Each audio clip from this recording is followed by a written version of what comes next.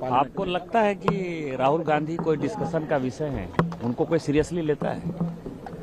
आपने कभी उनको सीरियस देखा है? जब हंगामा करना होता है तभी तो संसद के अंदर घुसते हैं। रोज यहाँ आते हैं, केवल बैठकी जमा के, चौकड़ी जमा के चले जाते हैं। उनके बारे में तो कोई बात ही नहीं करना चाहिए। मुझे नहीं लगता कि मोस्ट अनसीरियस यदि लीडर ऑफ द अपोजिशन इस देश को कभी मिला 1952 के बाद से, तो मुझे लगता है कि उसका नाम राहुल गांधी जी है।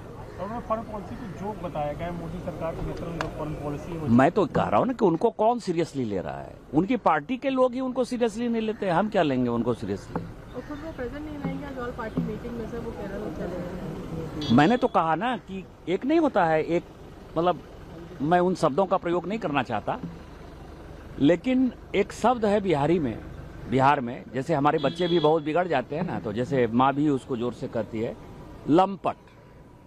लंपट एक शब्द है बिहारी में। तो आप ये समझिए कि यदि हल्ला करना है, हंगामा करना है, तोड़फोड़ करना है, स्पीकर के चैम्बर में घुसना है, उनके ऊपर कोई कागज फेंकना है, पत्थर फेंकना है, तो राहुल गांधी जी आपको नजर आएंगे। घटिया बातें करना है, राहुल गांधी जी नजर आएंगे। और यदि कोई सीरियस बात करनी है, ऑल पार्टी मीटिंग है, लीडर ऑफ द अपोजिशन का रोल है, बिजनेस एडवाइजरी कमेटी है, लीडर ऑफ द अपोजिशन का रोल है, पार्लियामेंट में बहस हो रही है, उस बहस में कौन क्या बोल रहा है।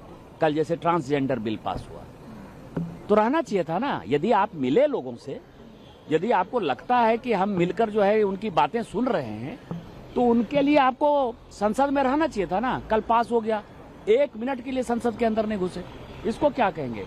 इसीलिए उस प्रकार के व्यक्ति के बारे में, अनसीरियस व्यक्ति के बारे में बहुत ज्यादा बात करने की आवश्यकता नहीं है। सर, कांग्रेस ने एलपीजी को लेकर भी प्रोटेस्ट किया है मकर द्वार पर। वो अलग चीज है, लेकिन आज जो मैंने ट्वीट किया है ये बड़ा इम्पोर्टेंट है। आज मेरा 9वां दिन है जो मैंने एक शपथ ली हुई है कि 365 दिन मैं कांग्रेस के कारनामों का ट्वीट करूंगा।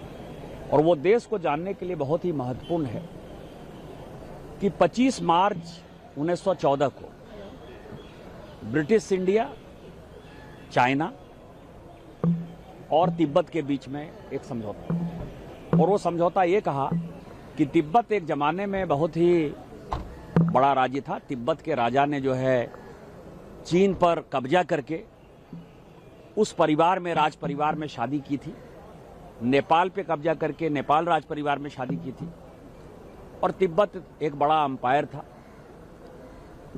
तो 1846 में एक एग्रीमेंट हुआ था तिब्बत और नेपाल का, जिसमें कि 10,000 रुपया, आप समझिए कि प्रत्येक साल तिब्बत को हर्जाना देना था नेपाल को, वो ट्रीटी। और जम्मू कश्मीर के साथ तिब्बत का एक एग्रीमेंट हुआ था 1842 का।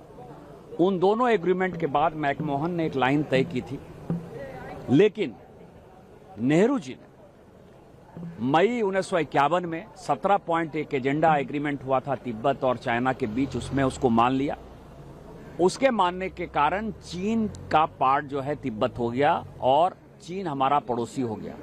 इससे भी उनका मन नहीं भरा, तो 29 अप्रैल 1954 को एक एग्रीमेंट जो है उन्होंने चीन के साथ किया। और उसमें नेहरू जी ने ये खुली छूट दी कि चीन के जितने आदमी यहाँ आना चाहते हैं, व्यापार करना चाहते हैं, वो बिना वीजा परमिट के वो जो है वो भारत में आएंगे, जहां बसना चाहते हैं वो बस जाएंगे। और तिब्बत जो है चीन का पार्ट हो गया।